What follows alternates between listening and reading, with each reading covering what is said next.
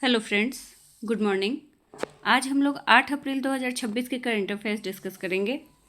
आज के सेट में टोटल 6 टॉपिक्स हैं, जिसमें पहला टॉपिक जो है वो दिल्ली एनसीआर और उसके आसपास के क्षेत्रों में वायु प्रदूषण की गंभीर समस्या से निपटने के लिए वायु गुणवत्ता प्रबंधन आयोग यानी कि CAQM के तहत प्रवर्तन कार्यबल की 128वीं बैठक से संबंधित है। इसकी 128वीं बैठक आयोजित की गई है वहाँ।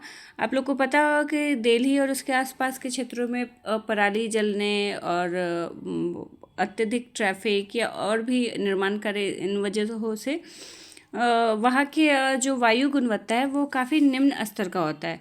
और पराली के समय में तो बहुत ही ज़्यादा स्मॉग वगैरह का प्रॉब्लम हो जाता है वहाँ। तो उसी से रिलेटेड उस गंभीर समस्या से निपटने के लिए ये वायु गुणवत्ता प्रबंधन आयोग के प्रवर्तन निदेशालय का 128वां बैठक वहाँ आयोजित किया गया है। इस बैठक में प्रदूषण नियंत्रण के लिए चल रहे उपायों की समीक्षा की गई और राज्य के बीच बेहतर समन्वय के माध्यम से सख्त प्रवर्तन रणनीतियों पर जोर दिया गया। ये जो वायु गुणवत्ता प्रबंधन आयोग है, ये एक वैधानिक निकाय है जिसकी स्थापना वर्ष 2021 में संसद के अधिनियम के तहत की गई थी और इसका मुख्य उद्देश्य वायु प्रदूषण से संबंधित समस्याओं से निपटना, अनुसंधान को बढ़ावा देना और वायु गुणवत्ता सूचकांक में सुधार लाना है। इसका कार्यक्षेत्र कौन कौन सा है, किन क्षेत्रों में ये कार्य करता है? तो दिल्ली एनसीआर, इसके साथ ही पंजाब, हरियाणा, राजस्थान और उत्तर प्रदेश जैसे जो पड़ोसी राज्य हैं दिल्ली के, उन तक इसका कार्यक्षेत्र फैला हुआ है। उन क्षेत्रों में ये कार्य करता है। ये आयोग विभिन्न राज्यों के साथ मिलकर प्रदूषण नियंत्रण उपायों को लागू करता है और वायु गुणवत्ता की निगरानी करता है तथा मानकों के अनुपालन को भी सुनिश्चित करता है। इसकी स्थापना 2021 में हुई थी, जैसा कि मैंने ऊपर बताया, और ये सीधे संसद के प्रति उत्तरदायी होता है। तो ये काफ़ी इम्पोर्टेंट आयोग है जो सीधे संसद के प्रति उत्तरदायी होता है। Next topic Gujarat high court के एक जजमेंट से संबंधित है। तो वर्तमान में आर्टिफिशियल इंटेलिजेंस का प्रयोग जितना ज़्यादा बढ़ गया है, तो उसी से रिलेटेड गुजरात हाई कोर्ट ने एक जजमेंट दिया है। क्या जजमेंट है? तो उन्होंने एक नीति जारी की है जिसके तहत न्यायिक फैसले लेने या फैसलों का मसौदा तैयार करने के लिए आर्टिफिशियल इंटेलिजेंस के इस्तेमाल पर रोक लगा दी है। हाई कोर्ट ने माना है कि AI कार्य क्षमता को तो बेहतर बना सकता है, लेकिन साथ ही इस बात पर भी जोर दिया है कि निष्पक्षता, जवाबदेही और न्यायिक स्वतंत्रता सुनिश्चित करने के लिए न्याय प्रक्रिया के केंद्र में मानवीय तर्कशक्ति ही रहनी चाहिए, उसमें AI का यूज नहीं होना चाहिए। बार एंड बेंच की रिपोर्ट के मुताबिक हाई कोर्ट ने साफ कहा है कि AI का इस्तेमाल किसी भी तरह की न्यायिक सोच, तर्क, बेल या सजा तय करने जैसे अहम फैसलों में नहीं किया जा सकता है। इस नीति को संविधान के अनुच्छेद 225 और अनुच्छेद 227 के तहत बनाया गया है और इसका आधार अनुच्छेद 21 में दिए गए निष्पक्ष सुनवाई के अधिकार पर रखा गया है। तो ये अनुच्छेद भी ध्यान रखिएगा जिसके तहत ये जजमेंट बनाया गया है और ये नियम हाई कोर्ट से लेकर जिला अदालत सभी पे लागू होगा। सभी के जजों, कोर्ट कर्मचारियों, लीगल असिस्टेंट, इंटर्न और पैरा लीगल वॉलंटियर्स जो हैं, इन सब पे ये नियम लागू होगा। और इस नीति के अनुसार AI का इस्तेमाल सबूतों को छांटने, उनकी विश्वसनीयता जांचने, गवाही का सार निकालने या किसी भी तरह के मूल्यांकन में भी नहीं किया जा सकता है। हालांकि कुछ सीमित कामों के लिए AI के उपयोग की अनुमति दी गई है हाईकोर्ट द्वारा। कौन कौन से काम होंगे वो? तो कानूनी रिसर्च, पुराने फैसलों को खोजना, कानून की व्याख्या समझना और प्रशासनिक कार्य जैसे नोटिस या सर्कुलर बनाना। तो इन कार्यों के लिए AI का यूज किया जा सकता है। इसके अलावा AI का प्रयोग भाषा सुधारने या ड्राफ्ट को बेहतर बनाने में भी किया जा सकता है, लेकिन अंतिम कानूनी तर्क और फैसला जो होगा वो पूरी तरह जज का ही होगा। कोर्ट ने ये भी स्पष्ट किया है कि AI से बनी किसी भी जानकारी की जिम्मेदारी उस व्यक्ति की होगी जो उस पर हस्ताक्षर करता है। तो वो इंसान उसके लिए रिस्पॉन्सिबल होगा और उसके लिए जवाबदेह होगा। इसके साथ ही निजी और संवेदनशील जानकारी जैसे पक्षकारों के नाम, पते, केस से जुड़े दस्तावेज या गोपनीय जानकारी जो होंगे, उनको सार्वजनिक AI टूल में डालने पर भी रोक लगा दी गई है। अगर कोई इस नीति का उल्लंघन करता है तो उसके खिलाफ विभागीय कार्रवाई के साथ साथ आईटी एक्ट एवं भारतीय न्याय संहिता 2024 के तहत कानूनी कार्रवाई भी हो सकती है। तो इसके तहत उल्लंघन करने पे कानूनी कार्रवाई का भी प्रावधान किया गया है। नेक्स्ट टॉपिक देखते हैं। तो नेक्स्ट टॉपिक साधना सप्ताह से संबंधित है। साधना का फुल फॉर्म क्या होगा? तो strengthening adaptive development and human aptitude for national advancement. तो ये साधना सप्ताह का आयोजन किया गया है 2 से 8 अप्रैल 2026 तक। और ये है क्या? तो ये एक राष्ट्रव्यापी पहल है जिसका मुख्य उद्देश्य नागरिक केंद्रित शासन को मजबूत करना और सिविल सेवाओं में क्षमता निर्माण करना है। इस कार्यक्रम के तहत विभिन्न मंत्रालय, राज्य और कई प्रशिक्षण संस्थान एक साथ मिलकर कौशल, जवाबदेही और सेवा वितरण को बेहतर बनाने का काम करेंगे। और ये जो कार्यक्रम है साधना सप्ताह का, ये मिशन कर्मयोगी के अंतर्गत संचालित किया जाएगा और ये आधुनिक और प्रौद्योगिकी आधारित शासन की ओर हो रहे बदलाव को दर्शाता है। इसका आयोजन किसके द्वारा किया जा रहा है? तो कार्मिक एवं प्रशिक्षण विभाग यानी कि DOPT और क्षमता निर्माण आयोग तथा कर्मयोगी भारत, इन तीनों द्वारा मिलकर इसका आयोजन किया जा रहा है। और इस कार्यक्रम में 100 से अधिक मंत्रालयों, 36 राज्यों या केंद्र शासित प्रदेशों और 250 से अधिक प्रशिक्षण संस्थानों की भागीदारी होगी। साधना सप्ताह का जो विचार है वो मिशन कर्मयोगी में ही निहित है। मिशन कर्मयोगी क्या है? तो ये सिविल सेवाओं की क्षमता निर्माण के लिए भारत का एक प्रमुख कार्यक्रम है। तो उसी में निहित है ये साधना सप्ताह। ये भी उसी के लिए है, सिविल सेवाओं के क्षमता निर्माण के लिए ही है, एक राष्ट्रव्यापी पहल है। इसके तहत 3 मुख्य विषय को शामिल किया गया है। साधना सप्ताह के तहत 3 मुख्य विषय को शामिल किया गया है। कौन कौन से? तो पहला है प्रौद्योगिकी, जो स्मार्ट गवर्नेंस को शक्ति प्रदान करेगी। दूसरा है परंपरा, जो भारत की ज्ञान प्रणालियों से सीखने की ओर प्रेरित करेगी।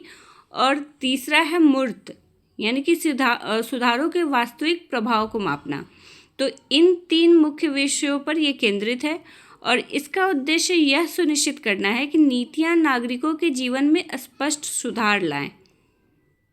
तो इस उद्देश्य से ये साधना सप्ताह 2026 का आयोजन किया गया है। नेक्स्ट टॉपिक चेतन स्क्रीन अवार्ड 2026 से संबंधित है। तो हाल ही में चेतन स्क्रीन अवार्ड 2026 का वितरण किया गया है, जिसमें अलग अलग श्रेणियों में अवार्ड दिए गए हैं। तो इसमें सर्वश्रेष्ठ श्रेणी फिल्म का अवार्ड किसको मिला है? तो होम बाउंड। वहीं सर्वश्रेष्ठ निर्देशक का अवार्ड मिला है आदित्य धर को धुरंधर मूवी के लिए। सर्वश्रेष्ठ अभिनेता का अवार्ड मिला है रणवीर सिंह को, ये भी धुरंधर मूवी के लिए। सर्वश्रेष्ठ अभिनेत्री का अवार्ड मिला है यामी गौतम को हक के लिए। सर्वश्रेष्ठ सहायक अभिनेता का अवार्ड किसको मिला है? तो अक्षय खन्ना, ये भी धुरंधर के लिए। आपको पता होना चाहिए कि धुरंधर मूवी ने अकेले 14 अवार्ड जीते हैं इस चेतक स्क्रीन अवार्ड में। अलग अलग श्रेणियों में कुल 14 अवार्ड जीते हैं। सर्वश्रेष्ठ सहायक अभिनेता महिला का खिताब किसको मिला है? तो शालिनी वत्स होम बाउंड के लिए। निर्णायक अभिनेता पुरुष आहान पांडे सैयारा मूवी के लिए। निर्णायक अभिनेता महिला अनित पद्दा सैयारा मूवी को भी बहुत मिला है अवार्ड। ऐसे निर्णायक अभिनेता अभिनेत्री का तो मिला ही है, इसके साथ ही संगीत में भी काफ़ी अवार्ड मिले हैं इस मूवी को। निर्णायक निर्देशक का अवार्ड किसको मिला है? तो शाजिया इकबाल धड़क 2 के लिए। और होम बाउंड जो फिल्म है ये ऑस्कर 2026 के लिए भी नामांकित किया गया है इसको। इसके अलावा बाकी अवार्ड देख लेते तो संगीत क्षेत्र में किसको कौन सा अवार्ड मिला है? तो सर्वश्रेष्ठ गीत का अवार्ड मिला है सैयारा को, जो टाइटल ट्रैक है उसको। सर्वश्रेष्ठ गायक गुलजार गुस्ताख इसके लिए। सर्वश्रेष्ठ पार्श्व गायक पुरुष फ़हीम अब्दुल्ला सैयारा के लिए। और सर्वश्रेष्ठ पार्श्व गायिका श्रेया घोषाल, ये भी सैयारा के लिए।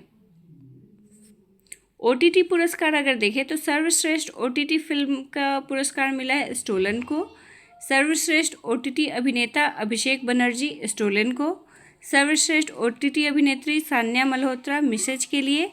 सर्वश्रेष्ठ OTT निर्देशक करण तेजपाल, ये भी स्टोलन को। और सर्वश्रेष्ठ OTT स्क्रिप्ट का अवार्ड भी मिला है स्टोलन को। तो इस श्रेणी में टोटल 4 अवार्ड मिले हैं स्टोलन को OTT पुरस्कार श्रेणी में।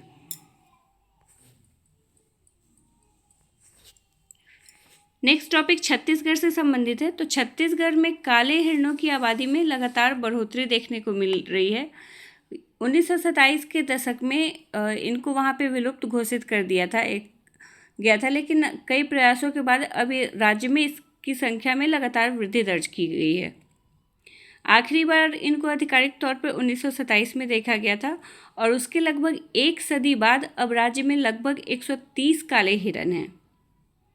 काले हिरन जो होते हैं वो मृगों की एक सुंदर प्रजाति होती है और मूल रूप से भारतीय उपमहाद्वीप का निवासी है। ये आवास की कमी और शिकार के दबाव के कारण छत्तीसगढ़ से ये विलुप्त हो गए थे, लेकिन इनके पुनरुद्धार की शुरुआत की गई वर्ष 2018 में बरन वापारा वन्यजीव अभ्यारण्य से, जहां काले हिरणों का पहला जत्था छोड़ा गया, जिसमें से 50 हिरणों को दिल्ली से लाकर बसाया गया था और 27 हिरण को बिलासपुर स्थित कानन पेंडारी चिड़ियाघर से लाकर बसाया गया था।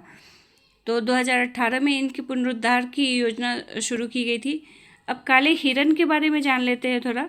तो इनको कृष्ण मृग या ब्लैक बक भी कहा जाता है और ये मृग की एक प्रजाति होती है जो मूल रूप से भारत और नेपाल में पाई जाती है। इसका वैज्ञानिक नाम क्या होता है? तो एंटीलोप सर्विकैप्रा, ये इसका वैज्ञानिक नाम है। और ये भारत में किन राज्यों में पाए जाते हैं मेनली? तो राजस्थान, गुजरात, मध्य प्रदेश, तमिलनाडु, ओडिशा और प्रायद्वीपीय भारत के अन्य हिस्सों में ये पाए जाते हैं। इसको कई भारतीय राज्यों द्वारा अपना राजकीय पशु भी घोषित किया गया है, जैसे पंजाब, हरियाणा, आंध्र प्रदेश। तो इन राज्यों ने इसे अपना राजकीय पशु घोषित किया है। और ये जो इनका आवास इनका जो आवास होता है ये खुले घास के मैदानों, शुष्क झाड़ीदार क्षेत्रों और हल्के वन क्षेत्रों में रहना पसंद करते हैं। IUCN की रेड लिस्ट में ये लीस्ट कंसर्न श्रेणी में आते हैं। तो ये भी ध्यान रखिएगा कि IUCN की रेड लिस्ट में ये किस सूची में आते हैं। नेक्स्ट और लास्ट टॉपिक भारत की एक ऐतिहासिक वृद्धि से संबंधित है। तो भारत ने स्वच्छ ऊर्जा के क्षेत्र में एक ऐतिहासिक वृद्धि दर्ज की है। क्या वृद्धि दर्ज की है? तो वित्त वर्ष 2025-26 में 6.05 गीगावाट की रिकॉर्ड पवन ऊर्जा क्षमता जोड़ी गई है। इसके साथ ही यह अब तक का सबसे अधिक वार्षिक उत्पादन बन गया है। इससे पहले इतना ज़्यादा वार्षिक उत्पादन नहीं हुआ था पवन ऊर्जा के द्वारा। और ये जो वृद्धि है ये पिछले वित्त वर्ष यानी कि 2024-25 की तुलना में 46% की वृद्धि दर्शाती है और नवीकरणीय ऊर्जा क्षेत्र में भारत की मजबूत गति का संकेत देती है। इसके साथ ही भारत की कुल स्थापित पवन ऊर्जा क्षमता जो है वो 56 गीगावाट के पार पहुंच गई है। और भारत का लक्ष्य आप लोग को पता होगा 2030 तक 500 गीगावाट गैर जीवाश्म ईंधन का लक्ष्य रखा गया है भारत के द्वारा। तो ये उस दिशा में एक मजबूत प्रगति को दर्शाता है। भारत में पवन ऊर्जा उत्पादन करने वाले शीर्ष 3 राज्य कौन कौन से हैं? गुजरात, कर्नाटक और महाराष्ट्र। तो ये 3 राज्य मेनली पवन ऊर्जा का उत्पादन करते हैं भारत में। ये हमारे आज के टॉपिक्स थे। मिलते हैं नेक्स्ट डे। Thank you.